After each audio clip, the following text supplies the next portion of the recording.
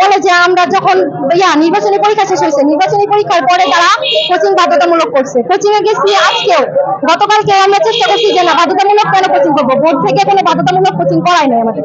Board থেকে কোনো নির্দেশনা নাই যে বোর্ড করতে হবে, বাধ্যতামূলক কোনো কোচিং করতে হবে।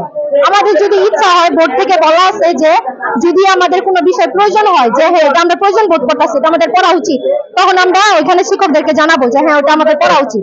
তখন বোর্ড থেকে এটা বলছে যে হ্যাঁ আমরা 200 টাকা বিনিময়ে করতে পারি, ওইখান থেকে পড়লে তাহলে আমরা তখন জানাবো। যদি আমাদের পড়ার প্রয়োজন হয় তাহলে আমাদের জন্য এটা বাধ্যতামূলক না। তো আমাদের কলেজের স্যার ম্যাডামরা এমন একটা অবস্থা করতেছে, বিশেষ করে প্রিন্সিপাল স্যাররা, তো তারা বলতেছে যে কোচিং করতে হবে। কোচিং কেন বাধ্যতামূলক হবে? আমাদের যেখানে মন চাই আমরা সেখানে কোচিং করবো, আমাদের মন চাইলে আমরা কলেজে কোচিং করবো, না হলে করবো না। আমাদের দাবি যদি না মেনে নেওয়া হয় তাহলে রাস্তা ব্লকেজ দিয়ে এই সিন্ডিকেটের শেষ পর্যন্ত আমরা দেখবো। আমরা ছাত্র সমাজ ঘোষণা দিয়েছি, হয় সিন্ডিকেট থাকবে, নয় ছাত্র সমাজ থাকবে, হয় এসব অসাধু ব্যবসায়ীরা থাকবে, নয়তো বাংলাদেশ থাকবে। ধন্যবাদ।